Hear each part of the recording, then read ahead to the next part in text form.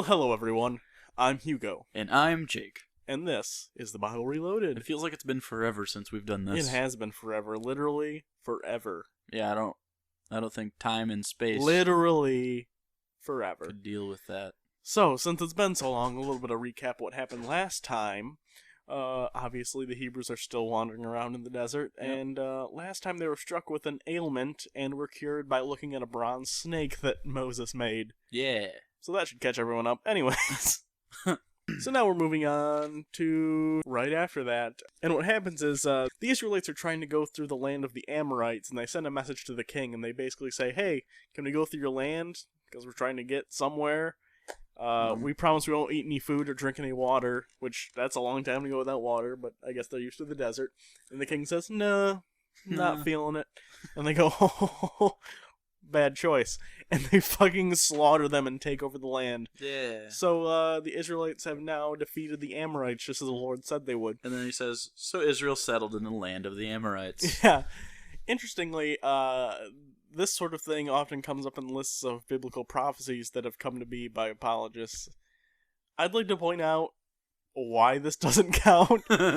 So they defeated the Amorites, just as the Lord had said, but the Lord had only been saying this for like a chapter and a half. The same people probably wrote both of these parts, and they're speaking in the past tense, even so. It's like reading book 2 of Harry Potter before book 1. That's as good as you can get.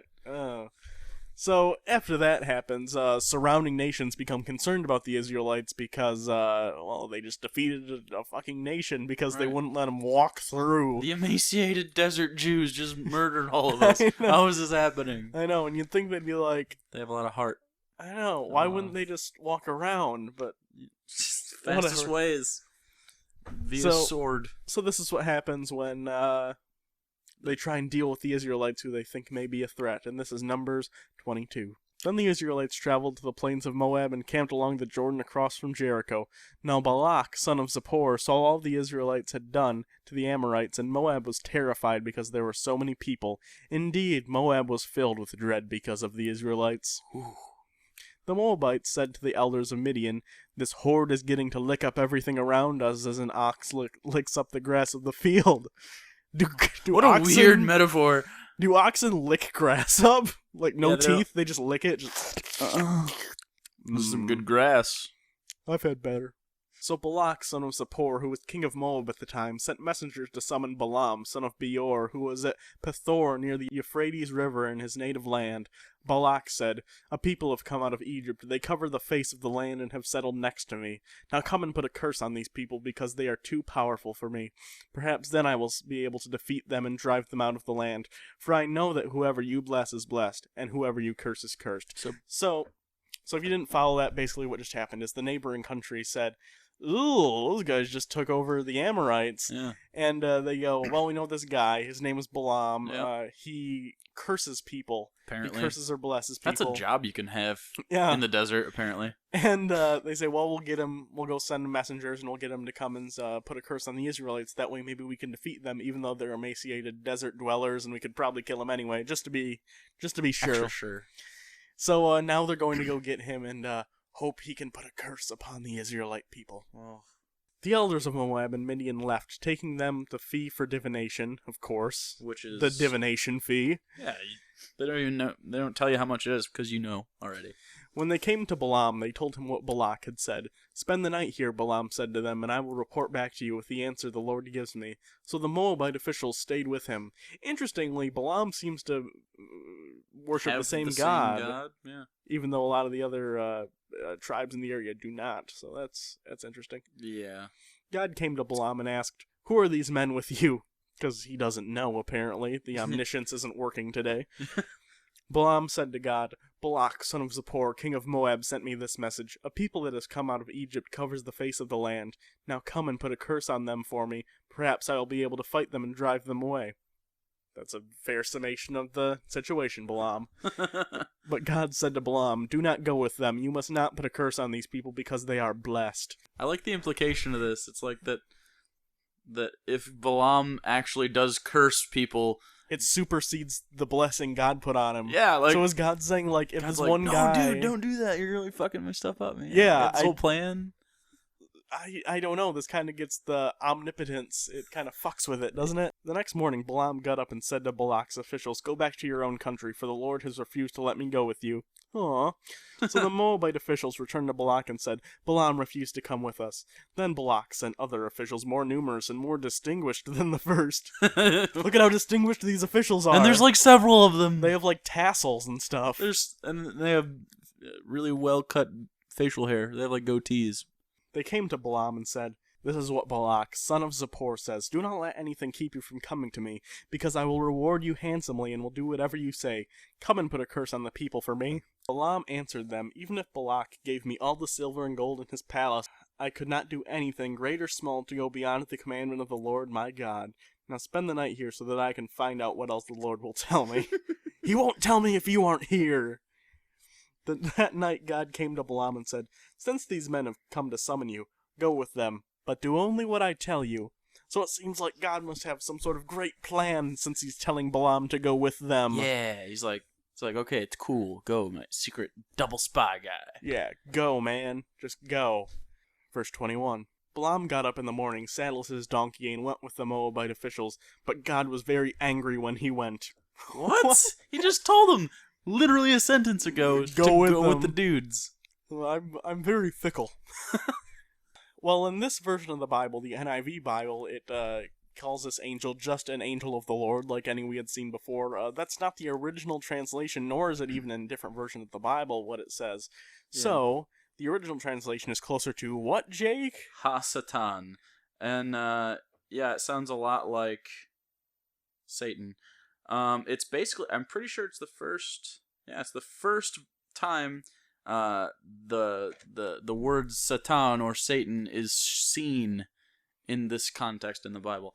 Basically, Ha-Satan means to oppose or to obstruct. And you'll see why. Yeah, and you'll see a theme like that. Anytime it's supposed to be Satan, and it's actually the word Satan or Satan, Ha-Satan, he'll be in the way of a thing or trying to oppose the guy or person who is involved in a thing. Yeah, he generally either stops something or is testing something. Yeah.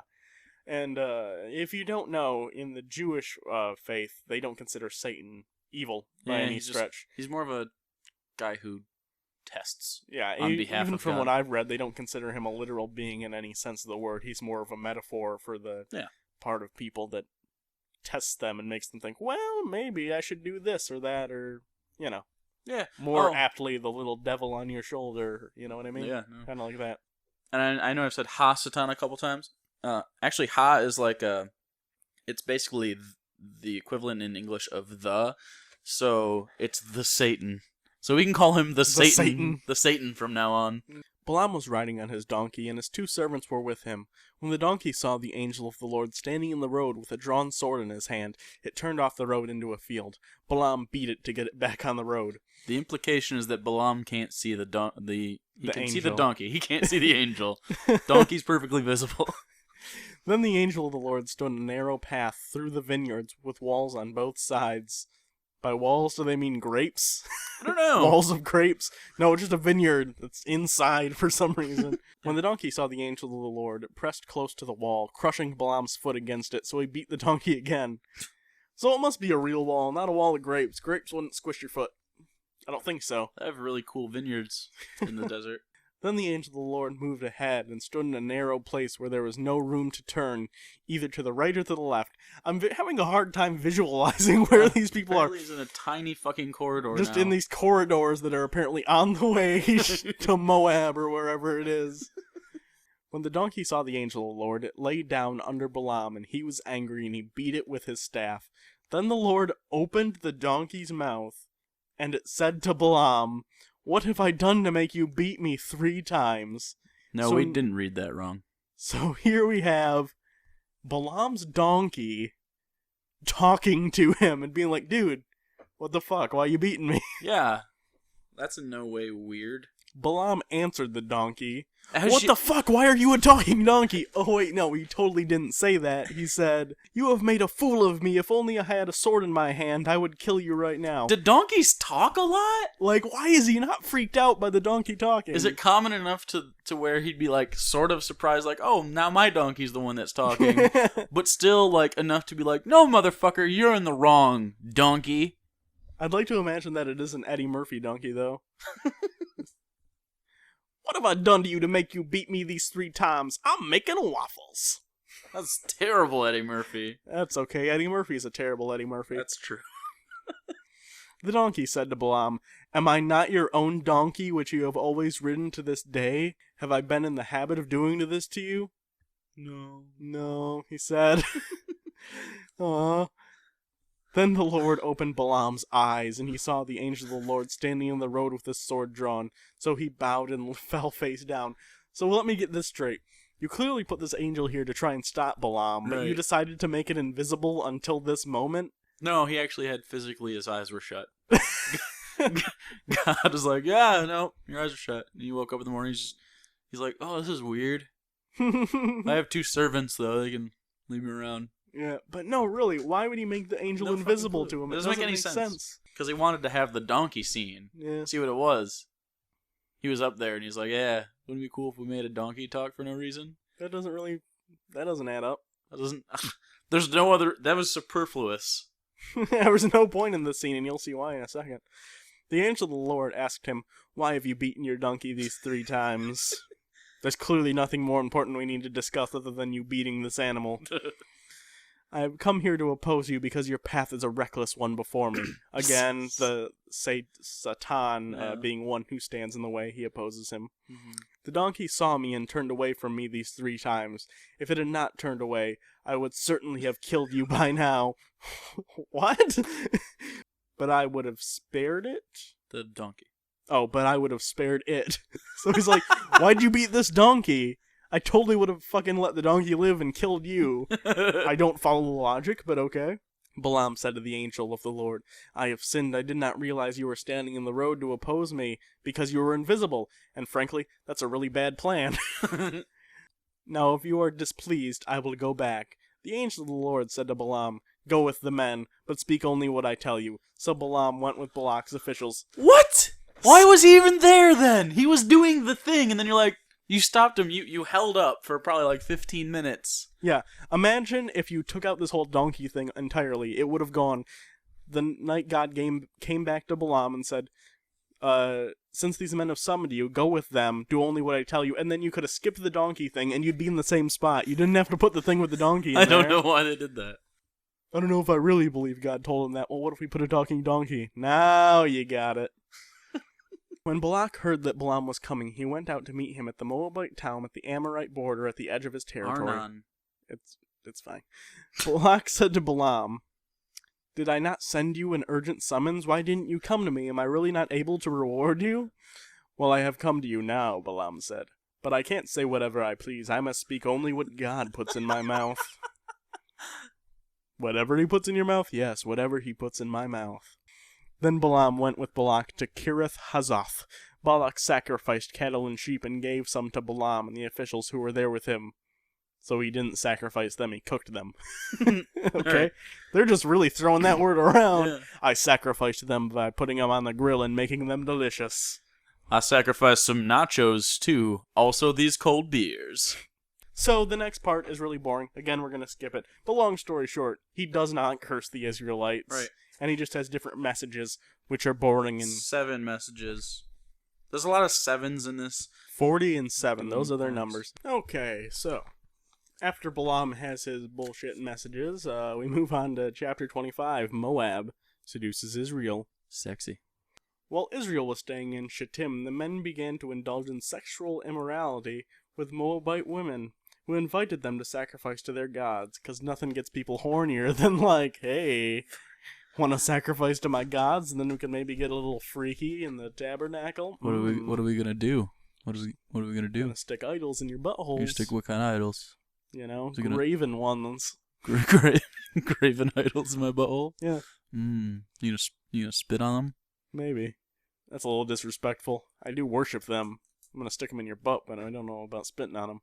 The people ate the sacrificial meal and bowed before these gods, so Israel yoked themselves to the Baal of Peor, and the Lord's anger burned against them. So they're now sacrificing, because they're banging the Moabites, I guess, they're sacrificing to Baal, which is another god from the region.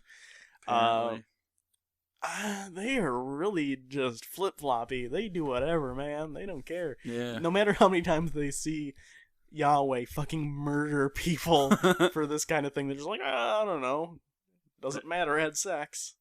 The Lord said to Moses, take all the leaders of these people, kill them and expose them in broad daylight before the Lord, so that the Lord's fierce anger may turn away from Israel. Right. So Moses said to the Israelite judges, each of you must put to death those of your people who have yoked themselves to the Baal of Peor. Then an Israelite man brought into the camp a Midianite woman right before the eyes of Moses and the whole assembly of Israel while they were weeping at the entrance of the tent of meeting. When Phinehas, son of Eleazar, son of Aaron, the priest, saw that he left the assembly, took a spear in his hand and followed the Israelite into the tent. He drove the spear into both of them, right through the Israelite man and into the woman's stomach.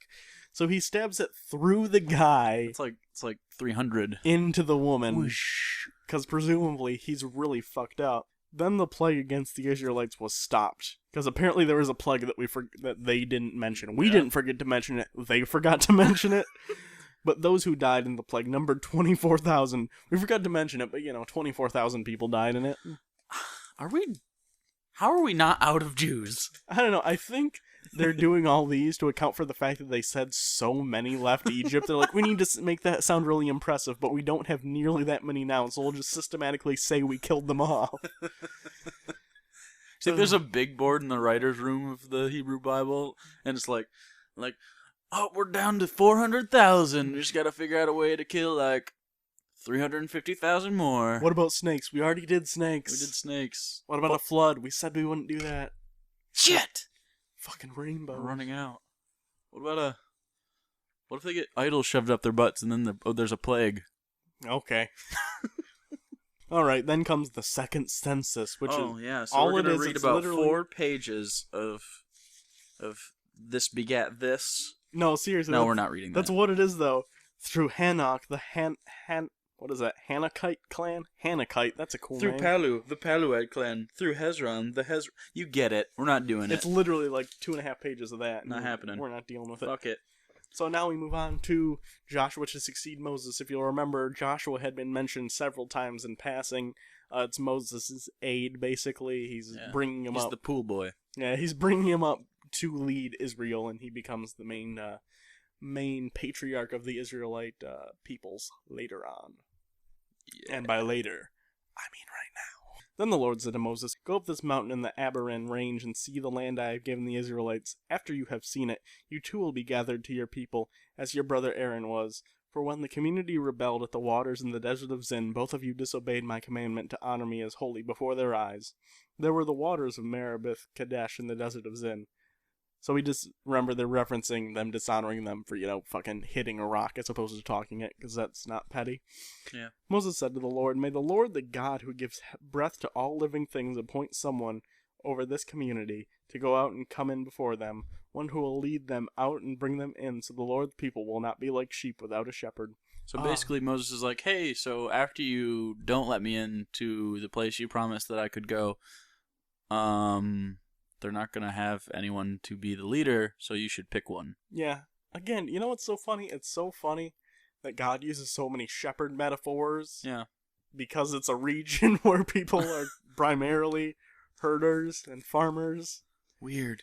If this were written in, Asia, I wonder what the metaphors would have been. You're like rice, and we need someone to pick the rice paddies. So the Lord said to Moses, take Joshua, son of Nun, a man in whom is the spirit of leadership. Lay your hand upon him. He's the spirit of leadership. The spirit of leadership. Or, superscript B, the spirit of leadership, as if it's a proper noun. Lay your hand on him. Have him stand before Eleazar the priest. and the entire assembly and commission him in their presence. Give him some of your authorities, so the whole Israelite community will obey him. He is to stand before the Eleazar, the priest, who will obtain decisions from him by inquiring of the Urim before the Lord. As his command, he and the entire community of the Israelites will go out, and his command, they will come in. Sometimes I feel like I'm reading fucking Lord of the Rings, or they'll just throw in, like, fake sounding, you know what I mean? That sounds like a thing that was a thing. Yeah. Moses did just as the Lord commanded him. He took Joshua and had him stand before Eleazar the priest and the whole assembly. Then he laid his hands on him, and he commissioned him as the Lord instructed through Moses. So Joshua is now set up to be the patriarch after Moses dies, which will happen later on in Deuteronomy. Yeah. Spoilers. So, I guess that's it. Yeah, so we're not going to read the rest of Numbers because it's really boring. It literally, it says stages of Israel's journey, and it just goes over everything. Maybe in the beginning of next season we'll go over that briefly just to get everyone up to speed. Yeah, but other than that, not much. Not much going on there. So yeah. If you guys didn't know, this is the last episode of the season. Yeah, we're going to be moving and stuff pretty soon. Going to be looking around new places. So we're going to be pretty busy. So we're going to do that. But there will be a very, very awesome thing happening in the future that you will not know about until it happens. And then we'll be back. Woo! Yeah. Yeah. Also, we got new microphones and stuff. And we moderated a debate recently. Mm-hmm. We'll probably put that up at some point. Maybe during the break that we're taking. Or we might put a link just in this video. We moderated it, so we weren't really, a big part of it, but we're there. And also our faces are there. Yeah, you can see us if you want. I don't care anymore. We're giving up on that bit. Anyways, thank you everyone who's made our show a marginal success. Yeah, you guys are awesome. This is a great time during breaks like this. This is a great time to donate again. I know if you have already, don't do it. We don't care. But if you haven't and you feel the need to, I know we have tons of new subscribers. We do have a donate link down in the description box. Click that guy and just throw us a few bucks if you feel like we deserve it. If you don't, cool, because it's your money. You can do what you want. We also have a merchandise store, so if you'd rather get something for spending money, feel free. We have cool t-shirts and stuff. Yeah. And we also have hats, trucker hats, and keychains and all that stuff. Yep, and while we're on our roughly month-long break, you can always keep up with us on Twitter, at Bible Reloaded for Jake, or at Hugo Reloaded for me, Hugo, because I'm awesome and severely underfollowed, and it makes me sad and want to cry. Yeah, that's true. So you can get with us on that. We'll be around the videos anyways. Like last time, we might throw up a couple random things here and there if we have time. But for the most part, we'll be busy moving and getting into a new place, which will be awesome. Yep. So, until next time, I'm Hugo. And I'm Jake. And this has been the Bible Reloaded. What do we do next week? Next week we do nothing because we're on break.